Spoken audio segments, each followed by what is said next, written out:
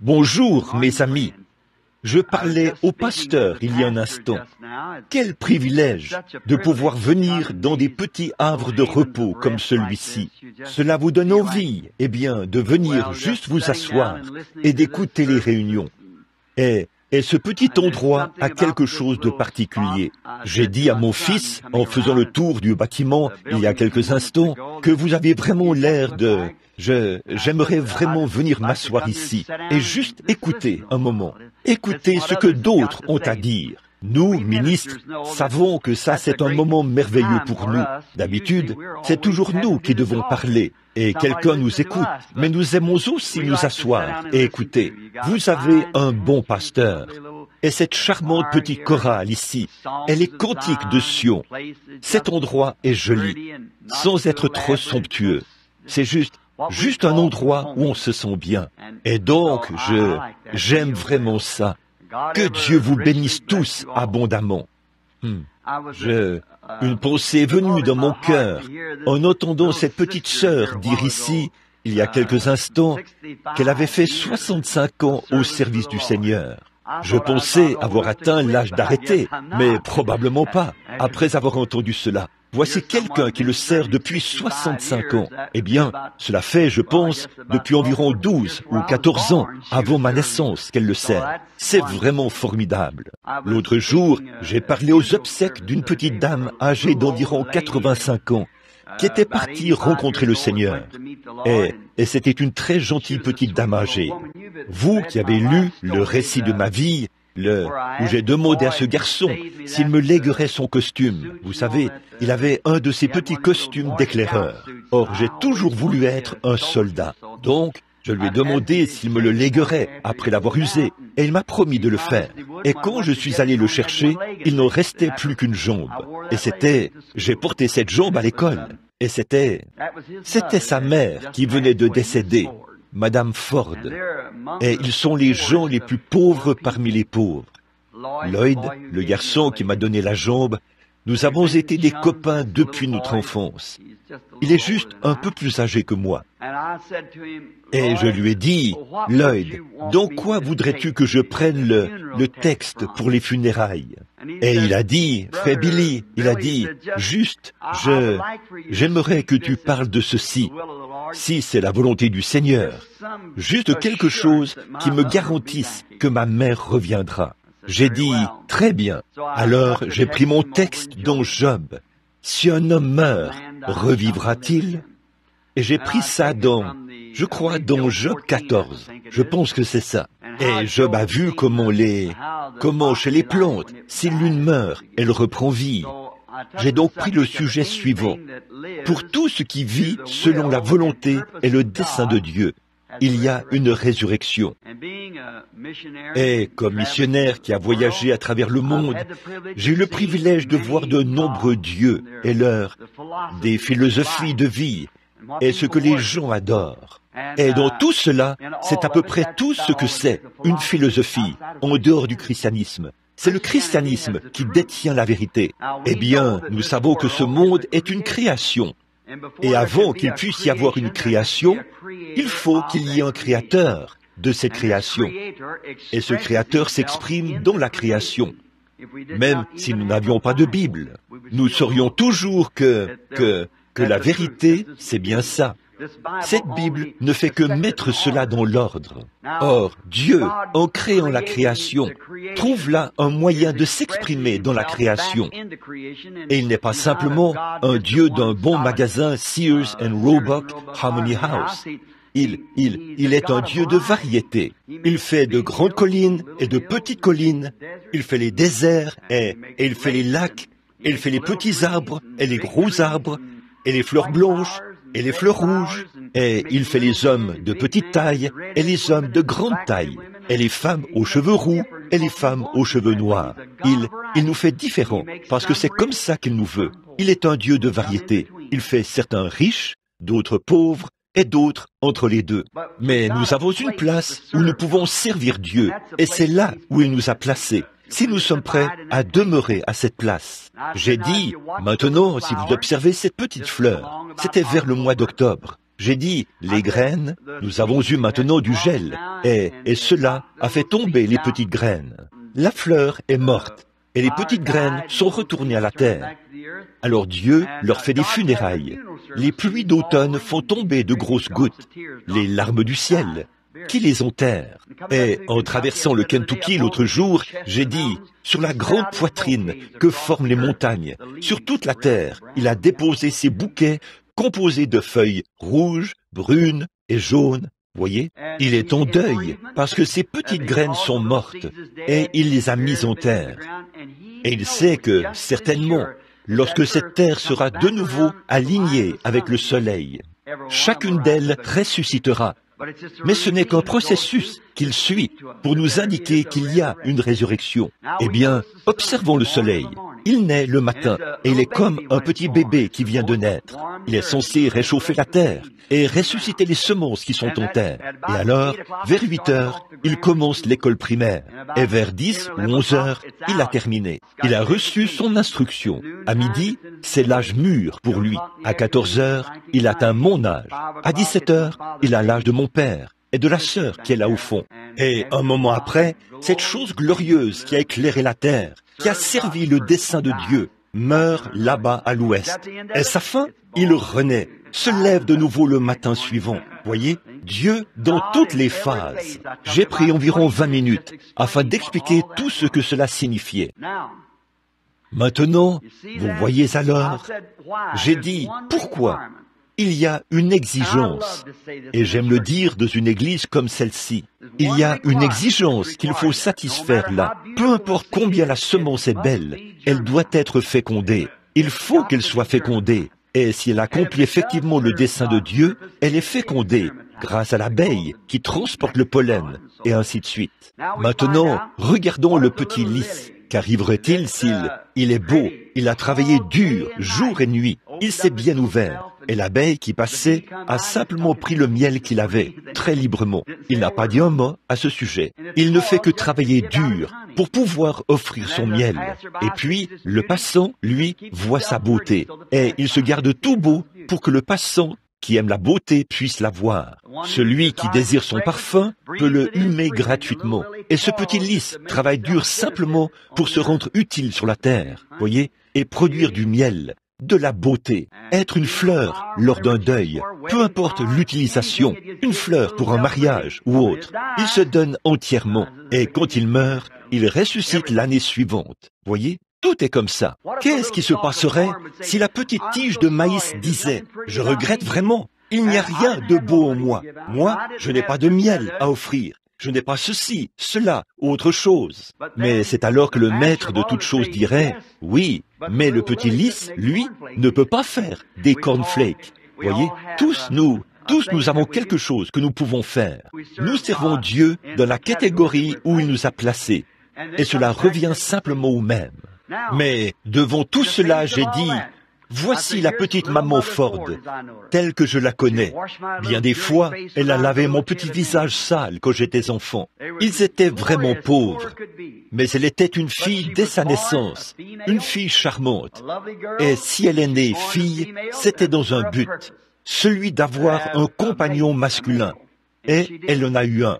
Elle a été une compagne fidèle. Elle a vécu avec son mari quelques 60 ans ou plus. Je n'ai pas connu de femme qui soit née plus fidèle qu'elle. C'était une vraie dame.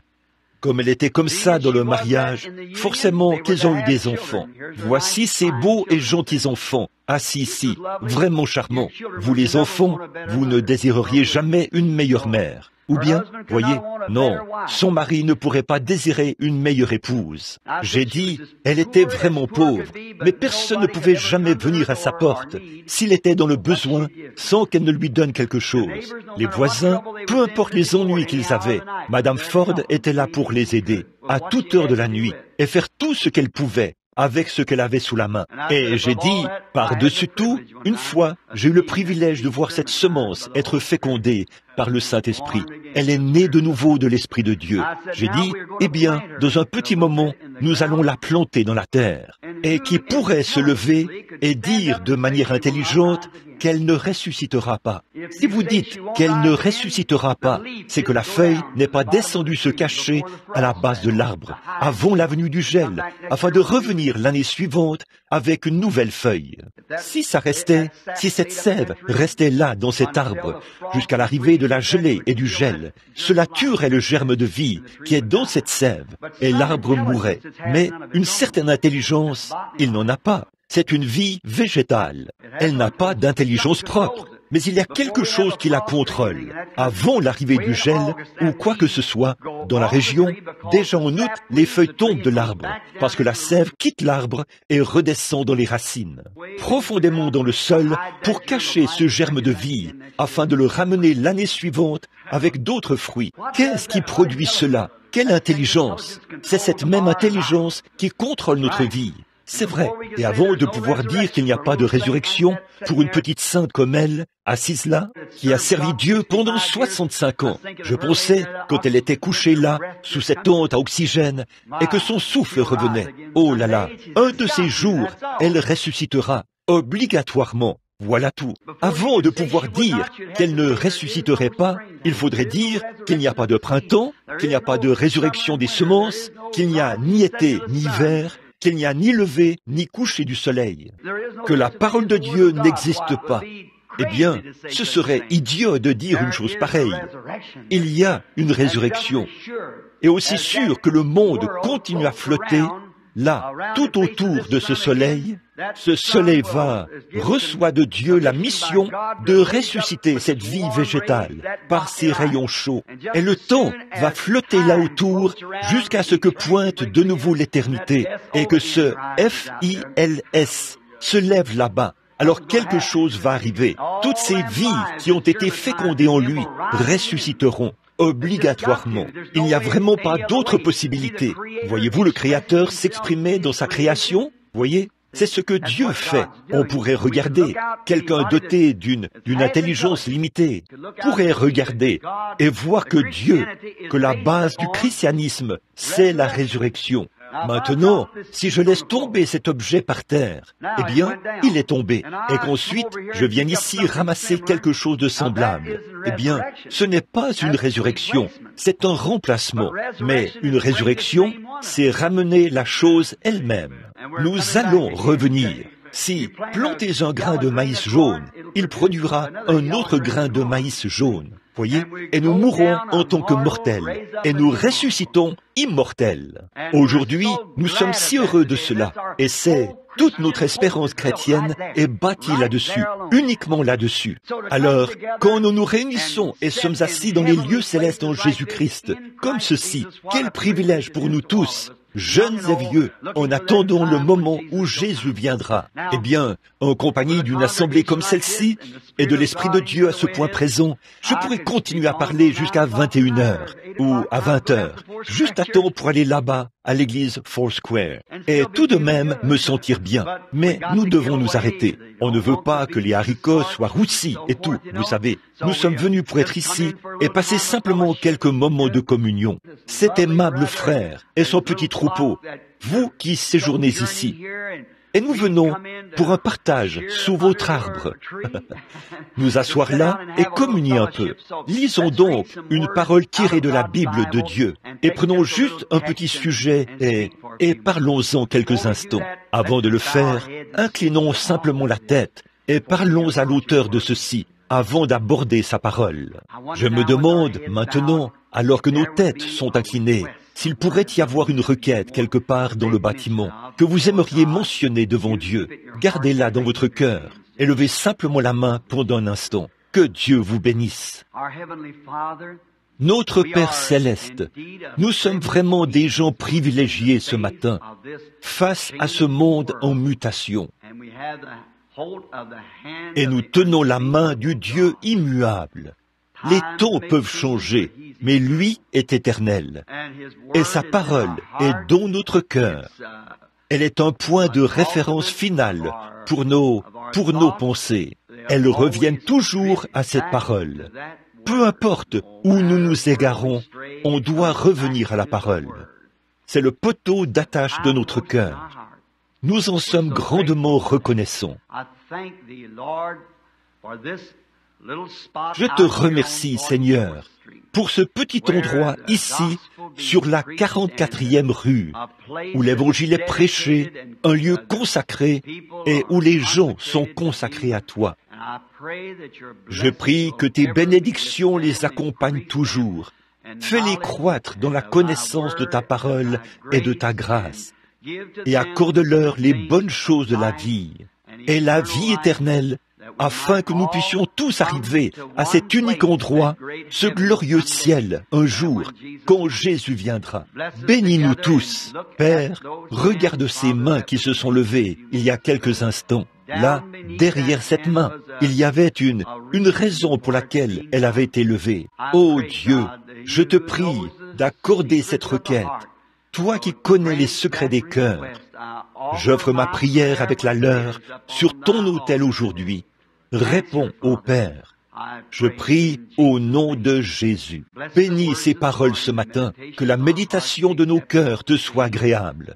Bénis ta parole alors que nous la lirons, et les petites notes présentant le contexte alors que nous l'expliquerons. Sois avec nous et aide-nous pour que, lorsque nous partirons d'ici, nous puissions dire en nous en allant, nos cœurs brûlaient au-dedans de nous, parce que nous avons entendu les chants de Sion, le témoignage du cœur, et que la parole a rendu témoignage à notre cœur. Au nom de Jésus, Amen.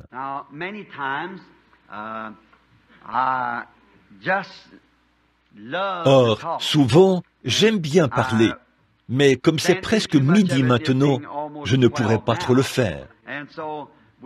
Alors, nous allons peut-être vous demander d'ouvrir les Écritures si vous aimeriez lire les Écritures avec nous ou les noter.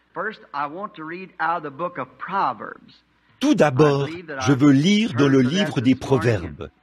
Je crois être arrivé là ce matin quand je cherchais un passage. Proverbes, chapitre 18, et le verset 10. Le nom de l'Éternel est une tour forte. Le juste s'y réfugie et se trouve en sûreté.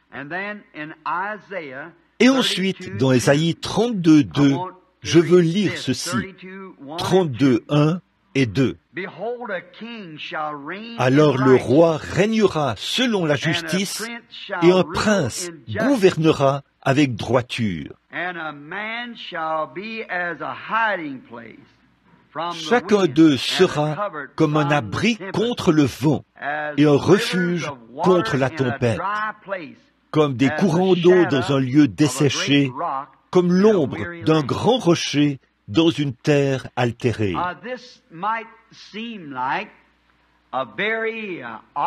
Ceci peut sembler être un texte très étrange pour en arriver à cette conclusion.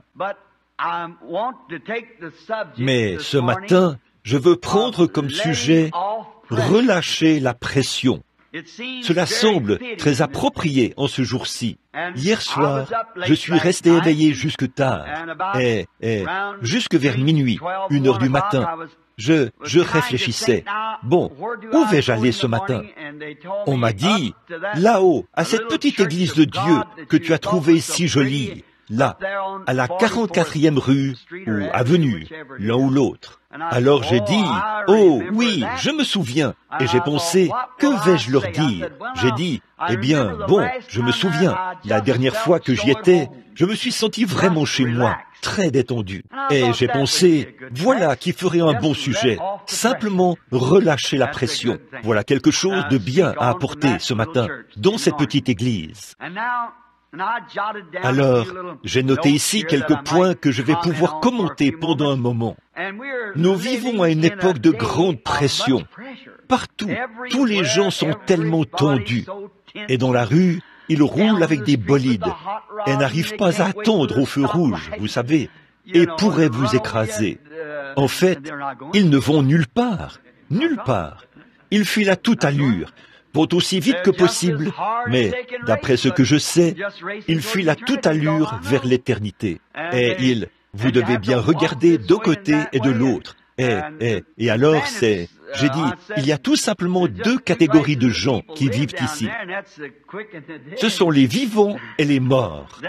Et ceux qui ne réagissent pas rapidement meurt rapidement. Et oh là là, c'est dangereux de se croire en sécurité actuellement. C'est vite, vite, la course, la colère, oh là là. Hier, une pauvre petite dame, frère Williams, je pense, n'avait pas remarqué cela, mais nous allions tourner. Nous étions allés voir son fils, mais il n'était pas à la maison, et nous étions en train de tourner. Et une certaine petite dame, ça peut arriver, elle a fait une petite faute. Eh bien, chacun devrait avoir suffisamment de courtoisie pour dire « Il n'y a pas de mal, madame, passez donc, c'est bon. » Mais il s'est trouvé qu'elle a tourné à gauche, juste devant un gars, et, oh là là, son visage était tout rouge, sa vitre était baissée, et il pestait. La petite dame, elle, ne faisait que relever ses cheveux, tout en continuant sa route. Elle, voyez, lui s'est arrêté en plein milieu de la rue, nous empêchant presque de passer, vous voyez, juste pour lui crier contre. Oh, quelle époque terrible, pas vrai? Où allons-nous? Qu'est-ce qui presse-t-on? Autrefois, on tournait sur la rue avec son vieux cheval, on prenait son temps et on vivait beaucoup plus longtemps. Pourtant, nous sommes le même genre de personnes. Voilà où nous en sommes. Oh, tout le monde fume sa cigarette en tirant des bouffées. À Tucson, la semaine passée, j'ai remarqué des enfants debout. Il y avait une petite fille toute mignonne, d'environ 10 ans. Et elle, ses petites joues étaient toutes creuses. Elle avait les cheveux foncés, une mignonne petite fille. Elle se tenait là, fumant une cigarette juste avant d'entrer. Eh bien, cet enfant avait probablement la tuberculose, peut-être juste une épave nerveuse. Maintenant, la raison pour laquelle elle fumait, c'est peut-être que sa mère fumait avant elle. Cette année, je suis allé à l'exposition internationale, et je suppose que beaucoup d'entre vous y étaient. Il y a une chose que j'ai bien aimée, c'était la pièce réservée aux soins médicaux. Ils étaient là, démontrant les effets de la fumée. Yul Brynner y était, et vous qui étiez là, vous avez vu ça. Ils ont pris une cigarette et l'ont mise sur quelque chose qui aspirait la fumée. Puis, ils l'étalaient sur un morceau de marbre blanc. Ensuite, ils essuyaient cette nicotine avec du coton et la mettaient sur le dos d'un rat. Et au bout de 7 jours, le cancer s'était tellement développé que le rat n'arrivait plus à marcher à cause de la nicotine d'une seule cigarette. Puis, le médecin dit, « Vous entendez les gens dire... » Alors, il a retourné la chose, a mis ça dans une éprouvette et a fait passer cette fumée à travers un certain produit chimique. Et est apparu là un filet blanc. Il a dit, voilà le cancer. Puis il a dit, vous entendez les gens dire, je n'avale pas la fumée. Il a alors aspiré ça dans sa bouche, comme ça, a pris une bouffée, puis il a mis sa bouche sur cette éprouvette et a soufflé dedans. Et il n'y en avait presque pas du tout. Il a dit, où est le cancer? Dans ma bouche. Je l'avale, puis ça descend tout droit par le gosier. De la gorge, ça descend dans l'estomac. Et alors ça, c'était ce qu'on a de mieux au monde. Souvenez-vous. Et ensuite, il a poursuivi et a dit, les gens disent, prenez-en une avec filtre. Vous avez entendu ça? La fumée d'un homme qui réfléchit. Ou un slogan du genre. L'homme qui réfléchit ne fumera pas du tout. Certainement, ce n'est pas un homme qui réfléchit, c'est un homme qui ne réfléchit pas qui en fumerait une. Mais il a aspiré ce tabac. Il a dit, eh bien, voyez-vous, la seule chose, c'est que le public n'est pas assez intelligent pour comprendre cela. Et pourtant, nous sommes censés être des gens intelligents. Il a dit, si on n'a pas de fumée, on n'a pas de résultat. Et quand on a de la fumée, il faut du goudron pour en produire. Et c'est dans le goudron que se trouve le cancer. Il faut du goudron pour produire la fumée. Et il a dit, la seule chose, quand vous en fumez avec des bouts-filtres, il vous faudra en fumer 3 pour avoir la même satisfaction qu'avec une seule auparavant. Vous en aurez absorbé exactement la même quantité. Voyez? Et le public américain s'attend à voir sortir un lapin d'un chapeau. Ils ont eu ça. C'est vrai. Voilà. Voyez? Et puis, quand on a fait sortir ce rat, tous les 7 jours, ils en faisaient sortir un. C'était la chose la plus hideuse que j'ai jamais vue. Il y avait un grand gaillard qui était assis à côté de moi. Il a dit, il ruisselait de sueur. Il a dit, c'est vraiment frappant. J'ai dit, est-ce que vous fumez? Il a dit, oui. Eh bien, voilà. Et pourtant, on continue tout bonnement à le faire. Pourquoi? Nous cherchons quelque chose qui apaise, un anesthésiant. On dirait que le monde va à une vitesse vertigineuse, mais je ne sais pas vraiment pourquoi. Mais il y a un anesthésiant chrétien. Il y a de l'opium qui vient du lys. Et l'Église chrétienne possède de l'opium. On le tire du lys de la vallée. Ah oui, il calme toutes les douleurs. Elles disparaissent complètement. Quand vous prenez cet opium chrétien, ce vin nouveau qu'ils ont pris le jour de la Pentecôte, voyez, il calme la douleur. Les gens sont si arrogants qu'ils font des choses qu'ils ne devraient pas faire. Au lieu de chercher à se débarrasser de la cause, ils y ajoutent une autre cause. On ne peut jamais trouver le remède tant qu'on ne s'est pas débarrassé de la cause. L'homme essaie de trouver quelque chose pour le satisfaire. Il a soif. Et Dieu l'a créé pour qu'il ait soif. En effet, il était construit de cette façon. Mais Dieu l'a construit de cette façon pour qu'il ait soif de lui. Mais lui faire taire ce saint appel en lui, en cherchant à satisfaire cette soif par les choses du monde, nous n'avons pas le droit de faire ça. En fait, les gens agissent mal, continuellement.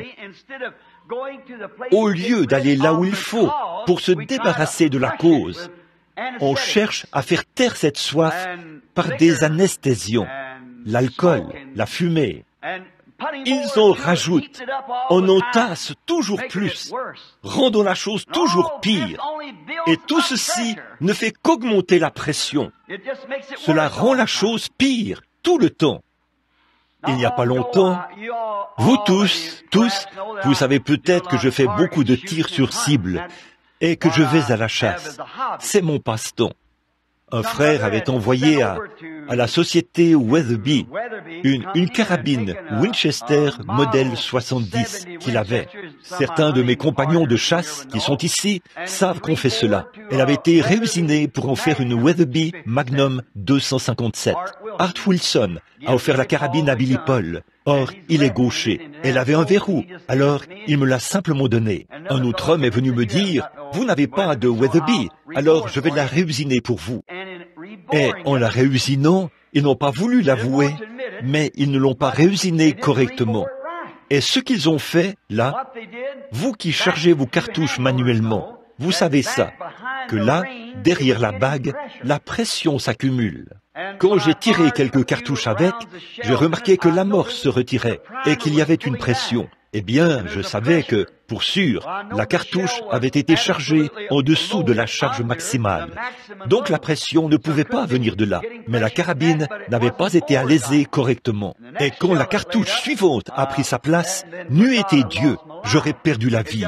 Seulement, la carabine tout entière a explosé, et cela a soufflé les arbres tout autour de moi, comme ça. Et une flamme rouge, d'à peu près la hauteur de ce bâtiment, a jailli. Le canon de la carabine est allé jusqu'à la ligne des 50 mètres, et la culasse est passée en-dessus de ma tête, dans cette direction. La lunette a explosé, à cette distance de mes yeux, et je n'avais plus rien dans la main. Tout avait explosé. Le sang giclait dans tous les sens autour de moi, et nous étions très loin d'un médecin, et ils m'ont vu. Je ne pouvais ni parler, ni faire quoi que ce soit, et je retenais le sang, comme ça. Quand j'ai retiré ça, le sang a giclé partout sur un frère qui se tenait là. Alors, j'ai remis ça. J'ai dit, « Seigneur Jésus », dans mon cœur, « Tu es mon guérisseur ». J'ai retiré la main, ça s'est arrêté. Quel était donc le problème? Cette carabine essayait de tirer une cartouche qui n'était pas vraiment faite pour elle. Si dès le départ, cette carabine avait été fabriquée pour être une Weatherby Magnum, elle n'aurait pas explosé. Mais on avait essayé de mettre une cartouche Weatherby dans une carabine Winchester. Ça ne pouvait pas marcher. Vous voyez des cicatrices ici autour et au-dessus de mes yeux. 15 éclats ont pénétré juste au-dessous de mon œil. Quand le médecin a examiné mon œil, il a répondu par écrit à mon ami médecin. Il a dit, « Tout ce que je sais, c'est que Dieu était assis sur ce banc avec son serviteur. Sinon l'homme qui était avec lui, là-haut, qui indiquait les points, n'aurait retrouvé de son corps que de la taille en bas. Il a dit, Dieu était avec lui. Et il a dit, le coup de feu a envoyé 15 éclats, des éclats de l'amorce, jusque derrière le globe oculaire, juste au-dessous de l'œil. Cela ne m'a pas du tout inquiété. 2 ou 3 jours plus tard, mon visage ressemblait à un hamburger. Tout avait séché. C'était parti. En fait, c'était quoi?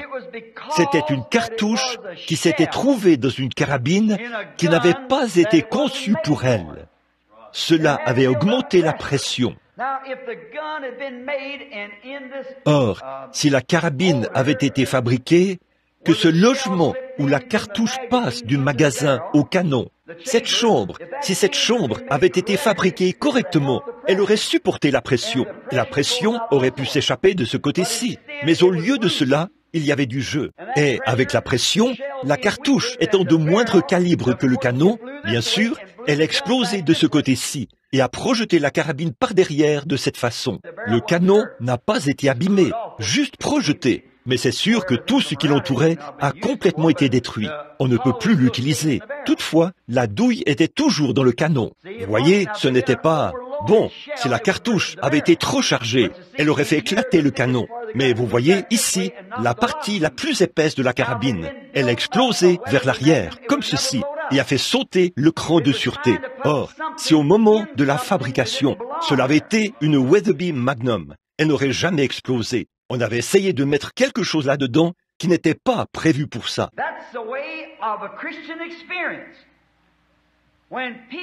C'est ce qui arrive avec l'expérience chrétienne.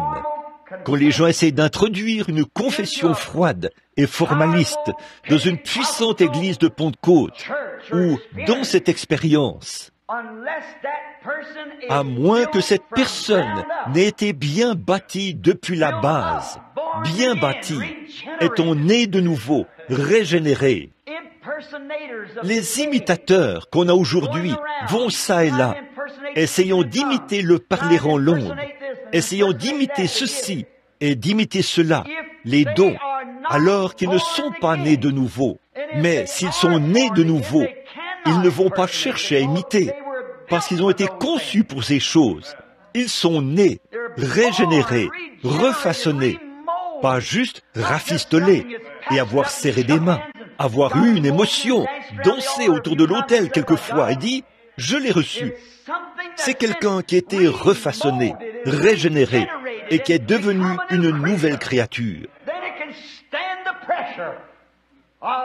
Il peut alors supporter la pression de la persécution et les choses qui accompagnent la vie spirituelle. Il faut que vous soyez fait et bâti pour supporter la pression. Et une seule chose peut le faire, c'est lorsque vous entrez dans la maison de modelage de Dieu et que vous êtes démoli et reconstruit en une nouvelle créature en Jésus-Christ. Je me suis trouvé à l'hôpital, ici, il n'y a pas longtemps. Et je m'apprêtais à prier pour une dame. Il y avait là une autre dame, couchée à côté d'elle. Et j'ai remarqué qu'elle était toute agitée. Et je me suis mis à parler de la prière. J'ai dit, bien, inclinons la tête pour la prière. J'ai dit ça. Elle a dit, un instant, tirez ce rideau. J'ai dit, oui madame. J'ai dit, j'allais simplement prier. Elle a dit, tirez ce rideau. J'ai dit, oui madame, n'êtes-vous pas une croyante? Elle a dit, nous sommes méthodistes. J'ai dit, eh bien cela exprime exactement ce que j'ai demandé. Voyez, oui, c'est ça. C'est bien ça, voyez. En effet, je ne lui ai jamais demandé de quel club elle était membre. Je lui ai demandé si elle était croyante. Voyez, tous ces clubs nous embrouillent complètement. On ne peut pas se joindre à l'église. Cela n'existe pas. On peut se joindre à un club. On peut se joindre au club méthodiste, au club baptiste, au club presbytérien ou au club pentecôtiste. Mais on ne peut pas se joindre à l'église. Vous devez naître de nouveau. C'est pour cette raison qu'il y a eu tant d'explosions. Voyez, la pression monte. Et voilà, vous dites, eh bien, je suis membre de ceci. Mais cela ne veut pas dire, vous devez vous élever depuis le sol, depuis la base, pour pouvoir supporter la pression de ce jour. Quand Dieu met sa forte charge du Saint-Esprit ici, à l'intérieur, vous avez intérêt à savoir ce que vous faites. vous avez intérêt à être bien prêt pour ça. Eh bien, si vous réusinez quelque chose d'une certaine manière et que vous dites « j'ai attendu toute la nuit afin de recevoir un don », vous devriez faire attention. Cela pourrait exploser, voyez, et ça se retournerait contre vous. Je me rappelle être allé à un hôpital. J'y suis arrivé un soir. On m'avait envoyé là. C'était une visite que Frère Neville allait faire. Mais c'est moi qui m'en suis chargé. Du fait que je venais de Louisville, on m'avait prévenu que le cas de cette dame était très grave. Je suis donc allé là, à l'hôpital, à Jeffersonville, où se trouvait cette dame. Et on m'a dit, allez à la chambre 322. La dame se trouve là.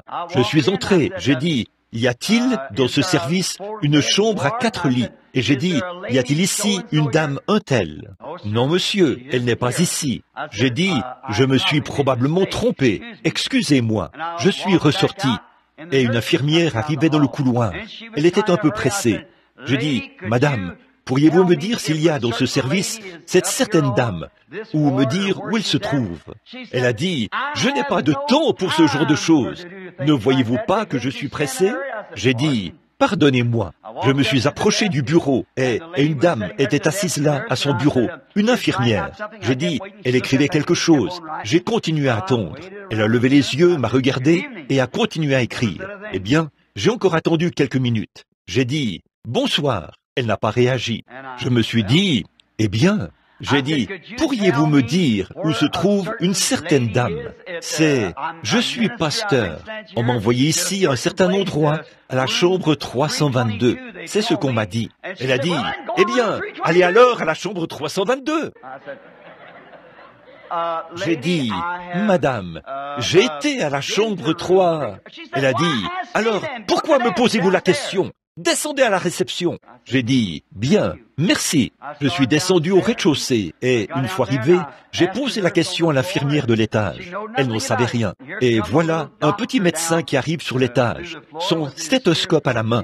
Il le faisait tournoyer sans arrêt comme ceci. Un petit, je n'avais jamais vu d'homme si corpulent. Il était, honnêtement, je pense qu'il était plus large que long. Il marchait, ou plutôt que haut. Il marchait donc en faisant tournoyer ce stéthoscope avec ses mains. J'ai dit, excusez-moi, docteur, pourriez-vous me dire où... Il a dit, oui, c'est là derrière, dans cette direction, a-t-il dit. Merci, monsieur. Je suis donc parti dans l'autre direction. Puis je me suis dit, bon, que vais-je faire à présent? Il est allé s'asseoir derrière le bureau là-bas. Je n'ai vu personne d'autre. Alors j'ai pensé que je ferais tout aussi bien d'aller lui poser encore une fois la question. J'ai dit, pardonnez-moi, monsieur. Il a simplement continué à regarder quelque chose d'autre, vous savez. J'ai dit, est-ce que... je voudrais savoir où est la chambre. Il a dit, c'est par là, dans cette direction. J'ai dit, la chambre 222. Je ne sais pas dans quelle direction aller. Il a dit, allez simplement par ici et ensuite par là. Vous trouverez bien. De quoi s'agit-il? De la pression. Vous voyez? De la pression qui s'est accumulée. Il venait peut-être de sortir de la salle d'opération. Il pensait peut-être que je n'aurais pas dû lui poser ces questions. Il est vrai que nous étions en dehors des heures de visite. Alors il s'est dit, c'est juste un prédicateur. Laisse-le partir, voyez. Le monde a accumulé de la pression. Ça va exploser un de ces jours. Le monde a accumulé beaucoup de pression et les médecins ne savent quoi faire. Les psychiatres se font traiter par d'autres psychiatres. C'est vrai, ils n'ont pas la réponse, mais Dieu l'a. Dieu a la réponse à tout cela. Dans l'Ancien Testament, quand un homme avait mal agi, eh bien, c'était dent pour dent, œil pour œil. Et si cet homme avait mal agi, il avait un lieu où s'échapper. Je pense que c'est Josué qui avait construit des maisons de refuge. Et si les gens avaient mal agi et qu'ils risquaient d'être tués, ils avaient alors un lieu de refuge où aller en courant, une ville de refuge. Là, il était en sécurité. Si ses poursuivants ne le rattrapaient pas avant qu'il n'y arrive, mais si les poursuivants le rattrapaient, ils le tuaient en chemin. Mais s'il arrivait là, et s'il n'avait pas commis ce crime volontairement, et qu'il plaidait sa cause et montrait qu'il regrettait son acte, alors on pouvait le faire entrer dans cette ville de refuge. Et les poursuivants ne pouvaient pas entrer dans la ville. Non, il était en sécurité. Quel sentiment cela pouvait-il procurer de savoir que vous avez fait quelque chose de mal et vous savez que c'était mal? Mais qu'il y a un endroit où vous n'aurez plus à vous inquiéter. Quand vous entrez dans cet endroit, vous êtes en sécurité. Cependant, si cet homme avait commis cet acte volontairement, eh bien, alors il ne pouvait pas entrer là. S'il avait commis un meurtre volontairement, il était jugé à la porte. Mais celui qui le voulait et qui n'avait pas fait cela volontairement, par exemple, je donnerai un type de cela. Si un homme avait mal agi et qu'il désirait réellement, qu'il regrettait d'avoir péché, il y avait un lieu de refuge. Mais s'il s'en fiche, alors il n'y a pas de lieu pour lui. Il ne veut pas le reconnaître. Il l'a fait exprès. Il a voulu le faire. Aucune chance pour lui. Et c'est pareil aujourd'hui. Et puis, la chose c'était, s'il avait mal agi, qu'il devait vouloir un lieu de refuge. Il devait vouloir s'y trouver. Et cela est un très bon type de l'Église et des gens d'aujourd'hui. Il faut que l'homme désire un lieu de refuge. Vous devez en ressentir le besoin. Mais si vous pensez vouloir mener vos propres combats, allez-y, voyez, mais soyez sûr que vos poursuivants vous attraperont. Un jour ou l'autre, vous serez découverts. Mais si vous désirez un lieu, alors, quand cet homme désire un lieu et qu'il le trouve, il doit être disposé à y rester. Vous n'en sortez plus.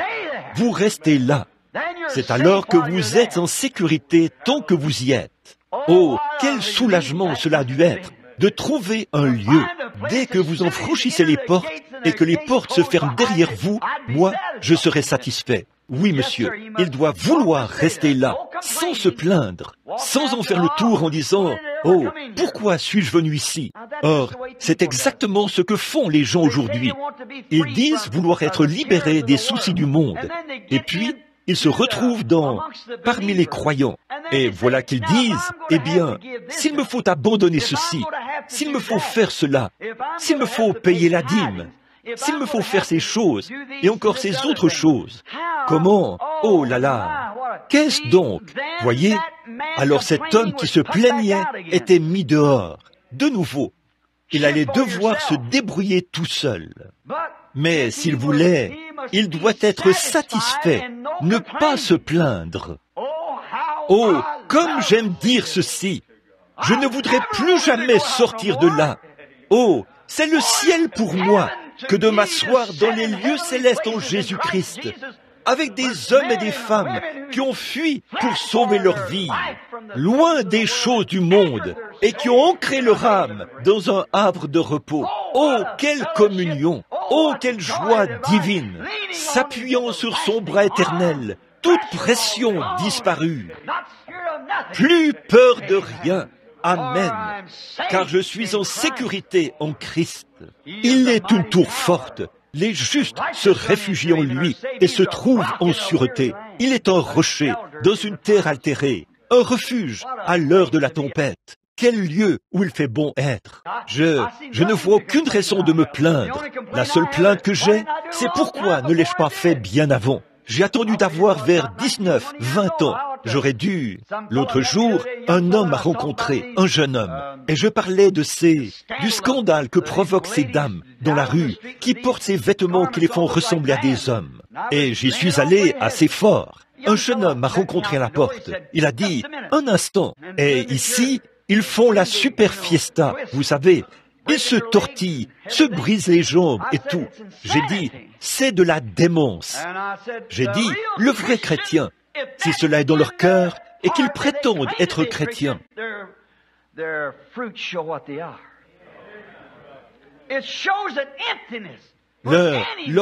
montrent ce qu'ils sont. Cela montre un vide pour tout homme ou toute femme d'essayer de se satisfaire des choses du monde. Des charognes du monde, essayez de s'en satisfaire, alors que Sion est pleine de beauté et de puissance. Être satisfait, pouvoir relâcher la pression. Pourquoi voudriez-vous échanger de la nourriture d'ange contre l'ail de l'Égypte, comme le voulait Israël? Oh, il y a un lieu où relâcher la pression. Entrez-y et vous serez en sécurité une fois entrés là. Combien il est merveilleux de le savoir. Très bien. Aucune plainte. Ce jeune homme m'a dit, il a dit, écoutez, monsieur Branham, il a dit, vous êtes un homme de 50 ans. Il a dit, vous n'admirez pas la beauté des femmes quand vous les voyez marcher. J'ai dit, il a dit, si vous aviez mon âge, il avait à peu près 25 ans. Il a dit, si vous aviez mon âge, vous verriez les choses différemment. J'ai dit, monsieur, je prêchais ce même évangile quand j'étais des années plus jeune que vous maintenant. J'ai trouvé quelque chose qui satisfait, quelque chose de réel, quelque chose qui vous rend aveugle à tout le reste. Je suis à l'intérieur d'une tour. Je n'ai même aucun désir de regarder à l'extérieur. Celui qui met la main à la charrue, même qui se retourne pour regarder en arrière, n'est pas digne de labourer. Quel bel endroit où venir. Oui, à l'extérieur, vous mourrez. À l'intérieur, vous êtes en sécurité. Entrez donc et relâchez la pression. C'est la chose à faire. Et Christ est notre tour. Oui, le seul lieu de sécurité auquel Dieu a pourvu. Josué a construit ses maisons et ses villes de refuge. Et Dieu nous a construit une ville de refuge. C'est dans son Fils, Jésus-Christ. Le nom de l'Éternel est une tour forte. Les justes s'y réfugient et se trouvent en sûreté. Alors vous dites, et si vous tombez malade là, à l'intérieur, il s'est chargé de nos maladies dans cette tour où nous nous trouvons. Il s'est chargé de nos maladies dans son corps. Nous avons, eh bien, vous dites, et si vous devenez là, quand vous êtes à l'intérieur, à cause de tous les soucis et autres, déchargez-vous sur lui de vos soucis. C'est écrit sur tous les murs, tout autour, sur chaque porte. Déchargez-vous sur lui de vos soucis, car il se soucie de vous. Faites confiance à sa parole promise. Ses paroles sont écrites sur notre cœur. Nos cœurs sont les tables de sa parole, comme Marthe, Marie et tout au long. Voyez, la mort elle-même ne vous fait pas peur ici, à l'intérieur, quand vous êtes dans le Seigneur. Pourquoi? Il est ressuscité des morts. Nous n'avons pas à nous inquiéter à ce sujet. Quand la mort arrive, comme dans le cas de la petite sœur dont on parlait là, si c'est l'heure de partir, allons-y. C'est ça.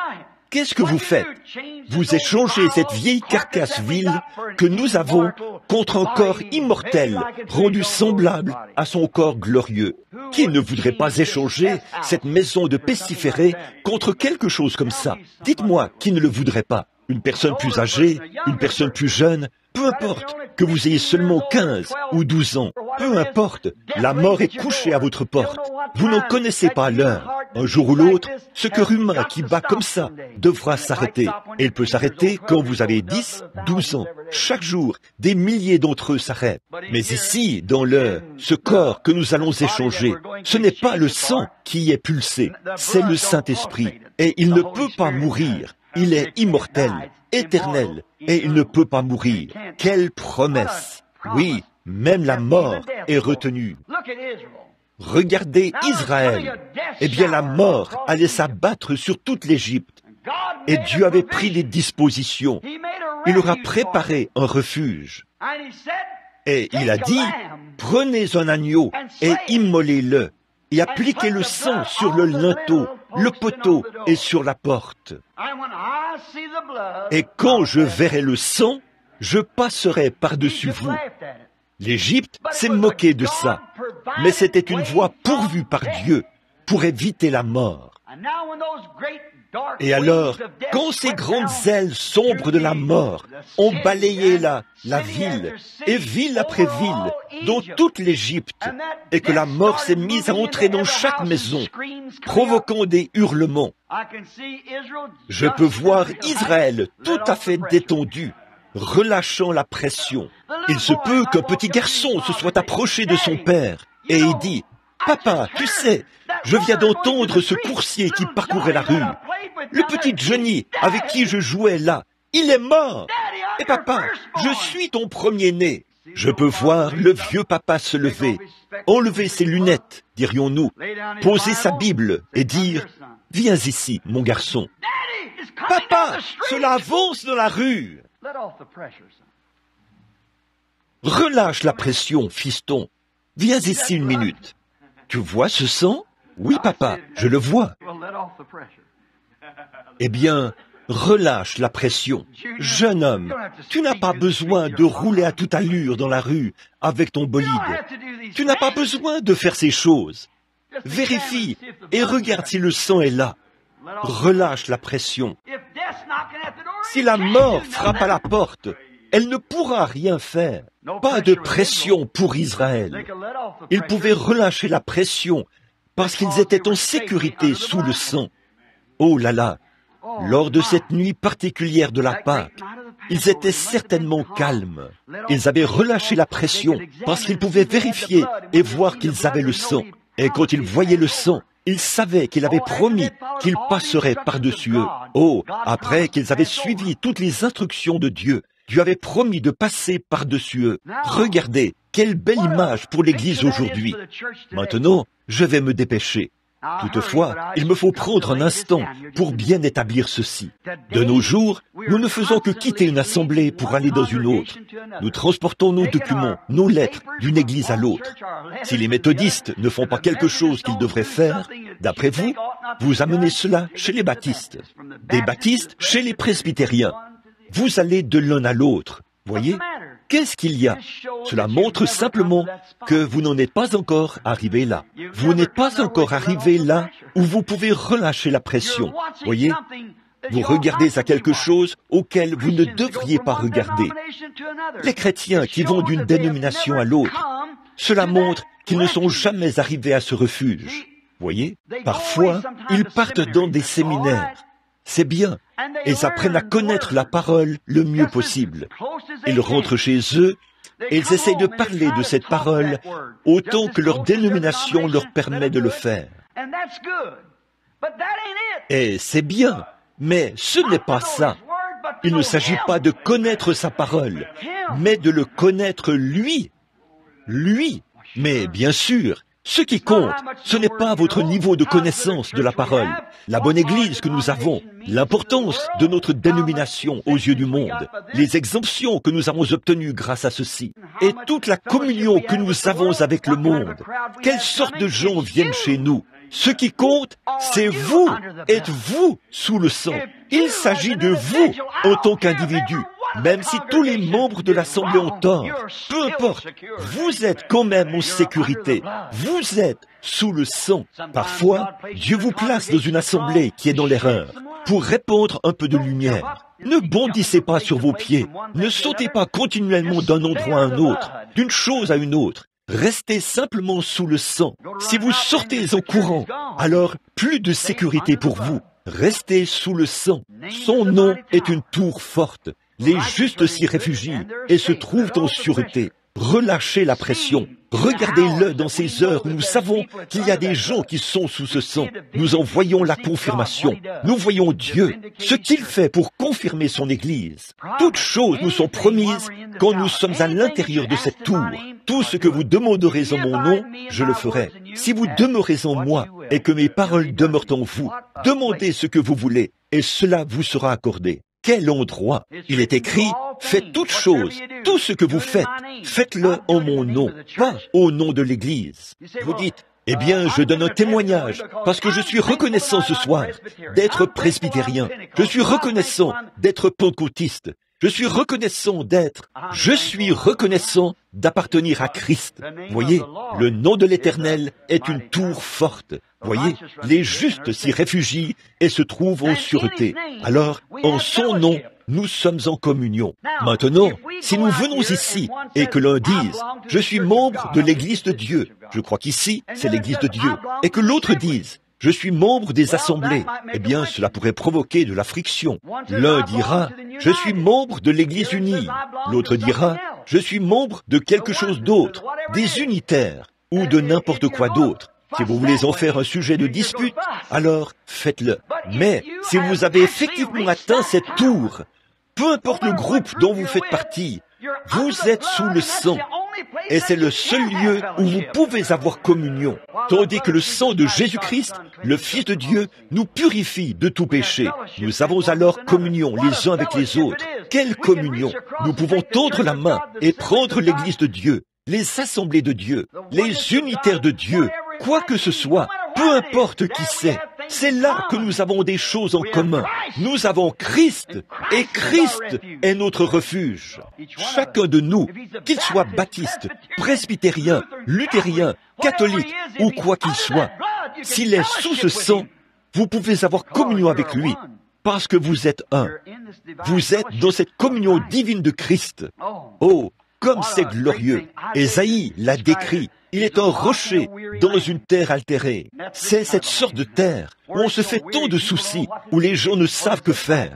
Ils disent, eh bien, est-ce que ceci est vrai? Est-ce que cela est vrai? C'est Christ qui est vrai. Est-ce que ceci est le chemin? Est-ce que cela est le chemin? Il a dit, je suis le chemin. Quelle est la vérité? Ceci ou cela? Jésus a dit, je suis la vérité.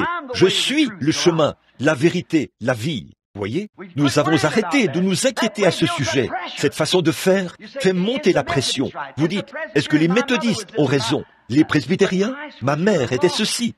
Et mais Christ était votre Seigneur. Voyez, peu importe ce que c'est, ça vous fait monter la pression et ça vous amène dans des histoires. Voyez, si vous ne faites que dépendre de votre organisation, cela produit des histoires. Vous cherchez à bâtir votre organisation, mais si vous êtes en Christ, vous relâchez simplement la pression. Amen. Il y a de la nourriture pour nous tous. Oh, Jacob a creusé un puits et les Philistins se sont enfuis devant lui. Je crois qu'il l'a appelé querelle. J'ai oublié le nom exact. Était-ce cela? Ensuite, il en a creusé un autre et ils se sont enfuis devant lui et il l'a appelé malice. Ou quelque chose comme ça. Puis, il a creusé un autre puits. Il a dit, il y a de la place pour nous tous. Entrons tous. Alors, je pense que nous devons venir autour de ce troisième puits. Donc, le seul moyen pour nous de faire ça, c'est en étant sous le sang. Alors les méthodistes peuvent venir sans autre ici et se sentir autant à l'aise que les pentecôtistes. Oui, monsieur, un pasteur méthodiste rempli du Saint-Esprit pourrait amener là-dedans tous les pentecôtistes du pays et être tout à fait à l'aise. Et nous pouvons être à l'aise les uns avec les autres. Pas parce que vous dites, eh bien, vous tous méthodistes, vous tous pentecôtistes. Quand vous dites, vous tous chrétiens, amen. Oh, cela inclut tout. Alors nous avons communion et nous pouvons relâcher la pression. J'aime ça. À ce moment-là, la pression ne monte pas. Peu nous importe à quoi vous êtes rattachés, quelle marque vous portez. Autrefois, je m'occupais de rassembler le bétail. La vallée de la rivière Troublesome. Si vous pouviez produire 2 tonnes de foin sur le terrain de ce ranch, cela vous permettait alors de mettre une vache dans le pâturage. Et certains de ces hommes ont 2000 têtes de bétail. Monsieur Grimm était là-bas, le bar, Diamond Bar. La nôtre, c'était le vieux Turkey Track. Eh bien, ils avaient beaucoup de marques, peut-être 20 ou 30 marques, de haut en bas, que cette association avait là. Et il y a là une clôture qui maintient le bétail là-haut, dans la forêt domaniale. Quand on remonte le canyon, cela le maintient là. Alors, les cavaliers passent en été et mettent tant de taureaux, tant de vaches, et ainsi de suite. Alors ils ont donc une clôture, et le garde forestier se tient là pour examiner ce bétail pendant qu'il passe. Parfois, au printemps, tout un groupe d'entre nous se retrouvait pour la montée du bétail à l'alpage. Et il y a littéralement des milliers de têtes de bétail, du haut en bas de cette vallée. Et combien de fois je suis resté assis là, ma jambe entourant le pommeau de la selle, à observer ce garde forestier qui se tenait là. Il examinait ce bétail lors de son passage. Eh bien, j'ai remarqué qu'il y avait environ de nombreuses sortes de marques qui entraient là, mais le garde forestier ne faisait pas attention à la marque. Il regardait l'étiquette du sang, car rien ne pouvait entrer dans cette forêt si ce n'est une Hereford pure race. C'est ça qui maintient votre race pure. Voyez, je pense que ça se passera comme ça au jour du jugement. Dieu ne va pas dire, étais-tu membre des assemblées de l'Église de Dieu? Il va surveiller attentivement l'étiquette du sang. Quand je verrai le sang, je passerai par-dessus vous. La marque que nous portons ne veut rien dire. Es-tu une Hereford? Es-tu enregistré? Es-tu un chrétien né de nouveau, rempli du Saint-Esprit? lavé dans son sang, c'est ce que Dieu va chercher à voir en ce jour-là. Voir cette étiquette du sang. Quand je vois, pas quand je vois la marque, quand je vois l'étiquette du sang, vous pouvez entrer. Amen. Je commence à me sentir religieux. Il est presque 12h30 maintenant. J'aurais dû terminer il y a 20 minutes. Il se trouve que je commence à me sentir vraiment religieux. Oh, gloire à Dieu. Quand je verrai le sang, je passerai par-dessus vous. Maintenant, encore 1 ou 2 minutes, si vous le voulez bien. On m'a dit qu'il y avait un certain type d'aigle. Beaucoup d'entre vous qui passez les bandes, vous avez mon message sur l'aigle éveille sa couvée. J'ai étudié les aigles. J'aime les aigles. Je sais que les gens pensent que c'est un vaurien, mais il est là dans un but. Comme si L'autre jour, j'ai dit à mon épouse, eh bien, vous avez tous vu dans le magazine Life, là où ils ont tué 400 et quelques 1000 coyotes l'année dernière. Ils les ont capturés et les ont abattus. Ils ont par ici toute une bande de cochons domestiques qui sont redevenus sauvages. Ils vont prendre, aller là-bas avec des avions et les mitrailler. C'est un meurtre, ça. Ce n'est pas juste. Ce n'est pas juste. Ce coyote ne peut pas s'empêcher d'être un coyote. Il doit tuer pour manger. Souvent, on raconte qu'il tue des agneaux, entre autres, comme ça. Si cette bande de gardiens paresseux qu'on a là, quand les brebis mettent bas, s'ils allaient sur place prendre soin de ces brebis, au lieu de dormir jusqu'à 10 heures ou 11 heures, le coyote aurait une meilleure réputation. C'est vrai, il n'est pas heureux avec un masque sur le visage. Il est un coyote, certainement. J'ai vu des êtres humains pires que lui. Et l'ours, on parle toujours de l'ours. C'est un tueur. Il tue les veaux. Je chasse depuis tout jeune. Et je n'ai jamais vu un ours tuer un veau. Bien sûr qu'il le ferait, s'il meurt de faim. Vous feriez de même. Souvenez-vous, vous devez tuer pour manger. Et chaque jour, aujourd'hui, si vous êtes en vie, quelque chose doit mourir pour vous permettre de vivre. Vous tuez une vache, elle meurt. Vous tuez un mouton, il meurt.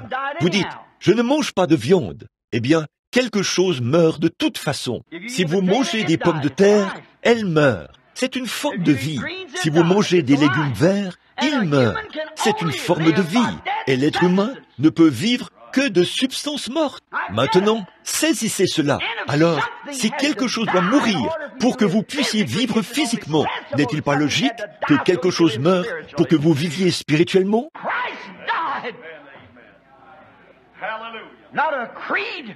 Christ est mort, pas un credo, mais une vie venant de Christ. Nous vivons éternellement par Christ. Cet aigle, c'est un oiseau formidable. Je n'ai pas le temps de développer cela, ce qu'il fait, comment il construit son nid, et ce qui le différencie de son frère dénominationnel, le poulet, ce gratteur de la basse-cour. Il veut s'assurer que rien ne va déranger ses petits. Il monte très haut. Là, aucune fouine ne peut l'attraper, ni lui, ni ses petits. Oh, pas étonnant que Dieu ait comparé son héritage à l'aigle. Vous savez, il s'appelle lui-même un aigle. Et nous sommes des aiglons. Et l'aigle n'est pas un charognard. Tous les jours, il se nourrit de viande fraîche. Amen. De la nourriture d'aigle. C'est ça que l'Église doit avoir. Pas d'une expérience d'il y a 40 ans. Une expérience que j'ai maintenant même. Quelque chose de frais venant du ciel. L'aigle construit son nid tout en haut dans les falaises, afin que les fouines et autres ne puissent pas l'atteindre. Son frère dénominationnel, le poulet, place le sien dans n'importe quelle infractuosité de la clôture. Il ne fait que gratter dans la basse-cour et tout, mais pas l'aigle. Il ne pourrait pas manger ça, voyez, il file, ça ne lui convient pas.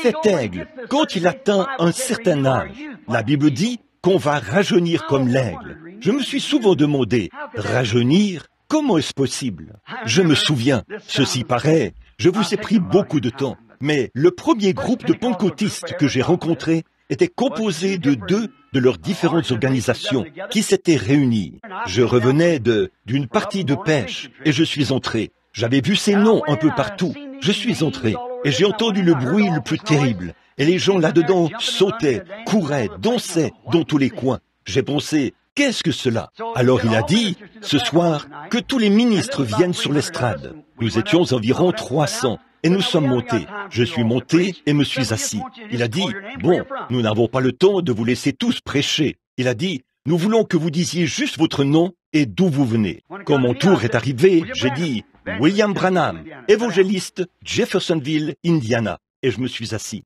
J'avais entendu de bons orateurs ce jour-là. À un moment donné, ils étaient obligés de faire ça dans le Nord pour que les gens de couleur puissent assister. C'était une convention nationale et en ce temps-là, ils étaient obligés de faire ça dans le Nord. Cela fait à peu près 25 ans ou plus, je pense. Ils étaient obligés de faire ça là-bas pour que les gens de couleur puissent assister. Alors, ce soir-là, j'ai pensé, oh, dans cette grande convention, pour la réunion de ce soir, ils vont faire s'avancer l'un de leurs plus éminents orateurs.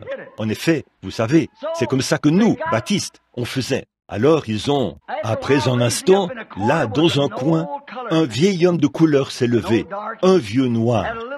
Il avait une petite couronne de cheveux crépus blancs, près du cou. J'avais à peu près, je pense, 22, 23 ans. Il portait, vous savez, ces anciennes redingotes de prédicateurs, fondues à l'arrière, comme autrefois, vous savez, comme une queue de pie. Et ce vieillard, d'à peu près 80 ans, s'est avancé en boitant comme ça. Il s'est avancé pour... J'ai pensé, pourquoi font-ils intervenir un homme comme ça, ici, dans une convention, où près de 1500 personnes sont assises là, et laisser que l'un de leurs orateurs se présente comme ça. Ce vieillard s'est avancé. Il a dit, eh bien, il a dit, laissez-moi vous dire quelque chose. Il a dit, je veux prendre mon sujet ce soir là, dans Job. Où étais-tu quand je fondais le monde, quand les étoiles du matin éclataient en chaude allégresse, et que les fils de Dieu poussaient des cris de joie? J'avais écouté tous ces ministres ce jour-là, et comment ils avaient placé la vie de Christ dans les Écritures, si magistralement. J'ai pensé aux très bons orateurs qui avaient parlé ce jour-là, et je me suis dit, ce pauvre vieux, tout perclus. Eh bien, il n'a pas du tout parlé de ce qui s'est passé sur la terre. Il a parlé de ce qui s'est passé au ciel. Il l'a fait remonter jusque vers 10 millions d'années avant la fondation du monde.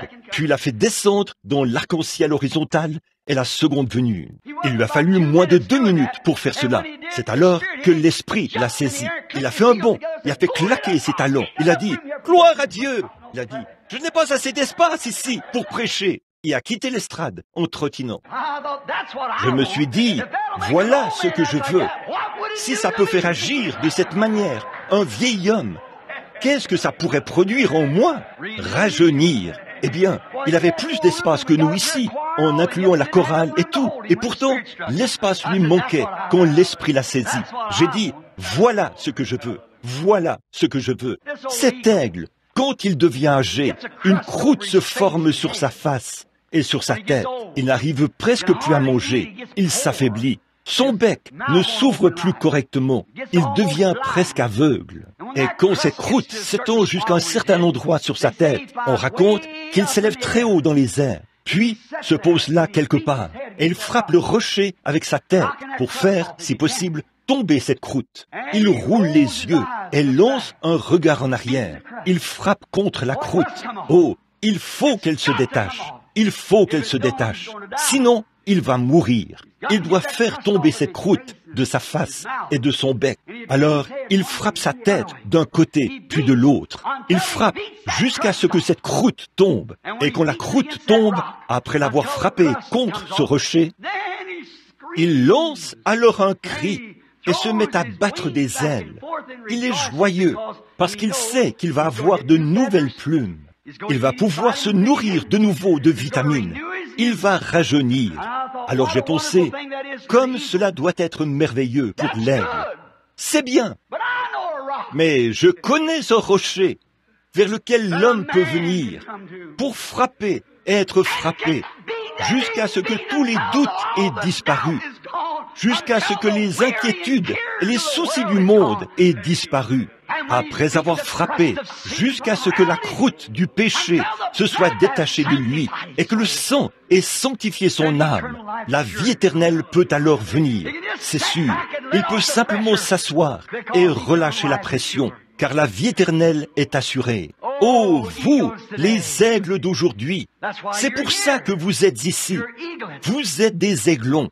Mais si la croûte a commencé à masquer votre vue, les soucis du monde, ou si vous n'arrivez pas à avaler toute la nourriture de Dieu, venons à ce rocher dans une terre altérée. Venons là et frappons sur l'autel jusqu'à ce que la croûte se casse, que nos yeux voient de nouveau clairement Jésus et que les soucis de ce monde aient disparu. Alors la pression s'en ira. Il est un rocher dans une terre altérée, un abri à l'heure de la tempête, un refuge, un havre de repos pour ceux qui sont là. Venons à cet endroit. Inclinons la tête un instant. Désolé de vous avoir retenu si longtemps. Il reste encore environ 6 feuilles de notes ici, de petites pensées et passages de l'Écriture que j'allais utiliser. Mais c'est l'heure. Oh, petit aiglon, une jeune fille peut-être, un jeune garçon, ou peut-être une personne âgée ou d'âge moyen. Pourquoi êtes-vous ici ce matin? Parce qu'en fait, vous êtes vraiment un aigle. Mais il se peut que les soucis de la vie vous aient passablement malmené. Vous avez perdu de vue. Vous n'êtes plus très sûr de l'endroit où vous posez le pied. Venons nous appuyer maintenant contre ce rocher. Oh, conduis-moi vers ce rocher qui est plus élevé que moi. Laisse-moi m'allonger sur ce rocher. Il est un abri à l'heure de la tempête. Commencez à frapper à la porte maintenant. Frappez à la porte de ce rocher. Il ouvrira. La croûte s'envolera. Alors la pression vous quittera et vous pourrez de nouveau être dans le repos. La pression entièrement partie. Vous pouvez venir à l'église, peu importe ce que le pasteur prêche. Tant qu'il reste dans cette parole de Dieu, cela ne vous condamnera jamais. Vous êtes déjà ancré là-dedans. Tout va bien pour vous alors. Prions. Seigneur Jésus, je voudrais encore dire en signe de reconnaissance, Seigneur, qu'il existe un petit endroit ici à Phoenix et ailleurs à divers endroits. Ici, c'est l'un d'entre eux où moi-même, je peux venir et sentir que je suis dans le repos. Il n'y a rien qui me lie. Je dis tout simplement ces paroles. Quel endroit! Libre, toute pression partie. Je suis si reconnaissant pour cela, Seigneur. Ô Seigneur, puis ce grand rocher être toujours là, à l'autel, où les petits aiglons, égarés un peu partout dans la ville, peuvent venir être introduits à un endroit où ils pourront se débarrasser de la croûte du monde et jouir de cette communion fraternelle en relâchant la pression, en ce jour de l'ère atomique où le monde est terrifié. Chaque nation est ébranlée, les cieux tremblent. Toute la nature pousse des cris. Le monde tremble parce qu'il pourrait voler en éclats. Mais nous avons un royaume inébranlable. Nous avons une ville de refuge. Nous avons un Goshen où le soleil ne se couchera jamais. Accorde le Seigneur. Venons maintenant à ce rocher. Comme ce petit lapin, on raconte qu'une meute de chiens le poursuivait. Ils pouvaient sentir leur souffle chaud sur ses pattes. Plus qu'un instant, un bond ou deux, et les chiens allaient attraper le petit animal. Il serait dévoré en un instant.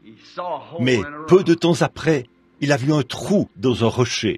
Il s'est dit, si seulement je peux atteindre ce rocher, alors je serai en sécurité. Juste au moment où le chien faisait son dernier bond sur lui, il a senti son souffle chaud sur ses pattes, mais il a couru sous le rocher. Il a pu alors s'asseoir et relâcher la pression. Ce chien ne pouvait pas donner de coups de griffe à travers ce rocher. Seigneur Jésus, je te prie ce matin, Seigneur, que si quelques-unes de tes petites créatures qui ont erré loin de cette zone de sécurité et qui peuvent sentir le souffle des chiens de meute de l'enfer galopant juste derrière eux, que ces jeunes femmes, ces jeunes hommes voient que leur vie est en train de basculer de l'autre côté. Puissent-ils courir ce matin vers ce creux dans le rocher? Il y en a un. Les justes s'y réfugient et se trouvent en sûreté. Accorde le Père. par Jésus, ton Fils. Pendant que nous avons la tête inclinée et les cœurs inclinés aussi, voudriez-vous, si vous n'êtes pas dans ce rocher ce matin, voudriez-vous lever la main vers Dieu et dire « Oh Dieu, laisse-moi entrer maintenant dans cette zone de sécurité où je peux relâcher la pression. Je suis un peu là. Je vois que je commence à dériver. Je sens que je m'éloigne. Je n'ai plus l'expérience que j'avais autrefois. Ramène-moi très vite au rocher, Seigneur. » Voudriez-vous simplement lever la main et dire « Priez pour moi, frère Branham. Que Dieu vous bénisse. C'est bien, tout autour, partout. Ah, c'est bien. Que Dieu vous bénisse. Ramène-moi au rocher, Seigneur. Ramène-moi. Je suis en train de dériver. Oh, ne me laisse pas dériver loin de cela. Laisse-moi, si je dois manger, que je le fasse près de ce creux, que je reste près de l'endroit où la manne tombe. Je n'ai pas à errer ça et là. La manne est déposée juste à la porte. Père Céleste, tu as vu l'ensemble de ces mains. Je te prie de leur donner ce qu'ils désirent. Que toute la croûte qui s'est mise à les aveugler maintenant, Seigneur, alors que leur cœur batte et que leur cœur spirituel batte, se détache. Enlève tout doute, toute incrédulité, toute confusion, toute nervosité et tout ce questionnement à propos de ceci et de cela, toutes les inquiétudes. Qu'en ce moment même, ils découvrent, tout en douceur, que la croûte est en train d'être brisée, alors qu'ils martèlent le rocher de leur prière. Que Christ les transporte maintenant tout là-haut et les dépose sur une cime. Ils peuvent alors battre leurs petites ailes spirituelles en disant « Je suis libre, je suis libre ». Accorde le Père, au nom de Jésus. Et maintenant, y en a-t-il ici ce matin qui sont dans ce refuge et qui sont malades et qui n'en connaissent pas l'issue? Mais vous voulez être ancrés dans quelque chose qui vous donnera la sécurité, qui guérira votre corps et qui désire qu'on se souvienne de vous dans la prière. Rappelez-vous, juste un mot de prière, c'est tout. Il s'agit de planter un petit poteau là où vous êtes assis et de dire « Ce jour-ci, la prière de la foi a été faite pour moi. » Et chaque fois que j'entrerai dans cette église, je me souviendrai de l'endroit où j'étais assis ce matin. C'est là que la prière de la foi a été faite pour moi, par toute l'assemblée. Je vais être en bonne santé maintenant. C'est ça. Je règle cela. Maintenant, levez la main et dites, je plante mon poteau à l'instant. Que Dieu vous bénisse. Maintenant, rappelez-vous, par la foi, vous plantez ce poteau à l'instant, là où vous êtes assis. Aujourd'hui, dimanche le 10, je pense que c'est ça, ou le 13. En ce 13 janvier, dans cette petite église de Dieu, à cette place précise, je fais la prière de la foi, avec le ministre, avec l'évangéliste et avec l'assemblée, l'un priant pour l'autre. C'est le jour de ma guérison, ici même. Je règle cela ici même, Seigneur. Je suis ton aigle. Je suis dans la zone de refuge. J'ai droit à toute bénédiction rédemptrice qu'il a acquise pour moi. Me voici ici même, en ce moment.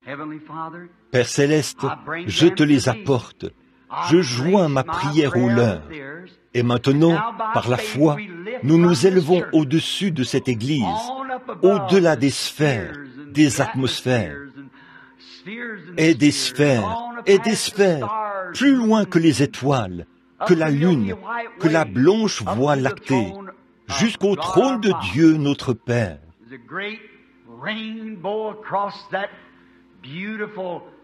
Avec le grand arc-en-ciel qui traverse ce magnifique autel d'ivoire. Sur cet autel se trouve un sacrifice sanglant. Alors nous regardons son dos, comme le prophète nous invite à le faire. Et il a dit, c'est par ces meurtrissures que nous avons été guéris. Père, je t'amène chacun d'eux. Et lui-même a dit, si vous demandez quelque chose au Père en mon nom, je le ferai. Maintenant, Dieu notre Père, je prie pour ces gens qui sont malades. Ils ont planté un poteau ce matin. Je le crois de tout mon cœur. Voici l'heure pour la prière de la foi. Et je crois, alors que je te demande de guérir chacun d'eux, ils acceptent cela. Et nous plantons ici ce poteau en commémoration de notre présence devant le trône de Dieu ce matin. C'est réglé. Dieu a fait la promesse. Maintenant, Seigneur, Il est écrit dans Marc, chapitre 11, les versets 22, 23. Si vous dites à cette montagne, ôte-toi de là, et que vous ne doutez pas dans votre cœur,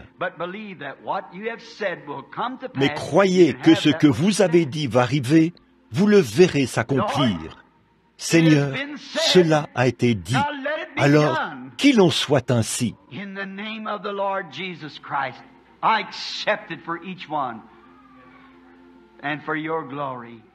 Au nom du Seigneur Jésus-Christ, je l'accepte pour chacun et pour ta gloire. Maintenant, croyez de tout votre cœur. Et avec la tête inclinée, chantons ce vieux cantique de l'Église. Je l'aime. Je l'aime parce qu'il m'a aimé le premier et a acquis mon salut sur le calvaire.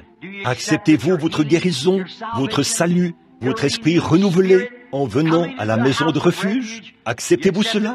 Levez la main, dites « Je l'accepte, je le crois, maintenant même ». Très bien, tous ensemble maintenant.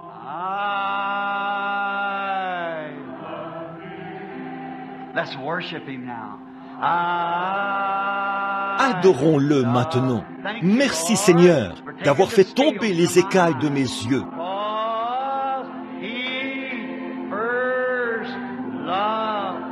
Toute ma froideur s'en est allée maintenant. Ma maladie est partie.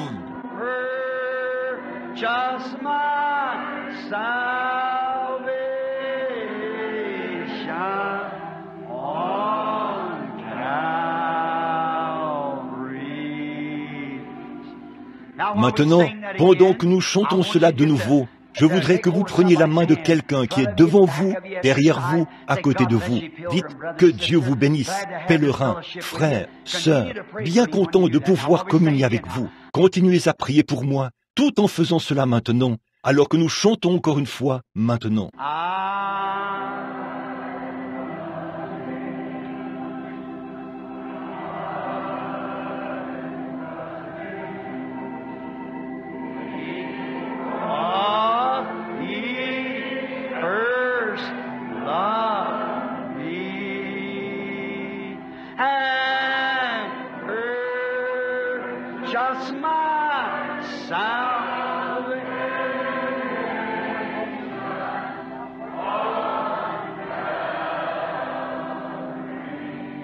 Avant de remettre le service au pasteur, levons les mains maintenant et de tout notre cœur, chantons-le jusqu'au fond de notre âme. L'aimez-vous? Dites Amen. Disons-le encore, Amen. Ça veut dire qu'il en soit ainsi. Je l'aime.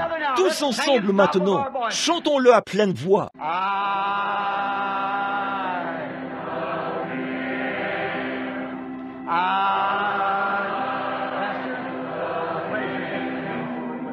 Pasteur, que Dieu vous bénisse.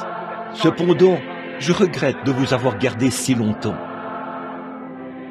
Merci.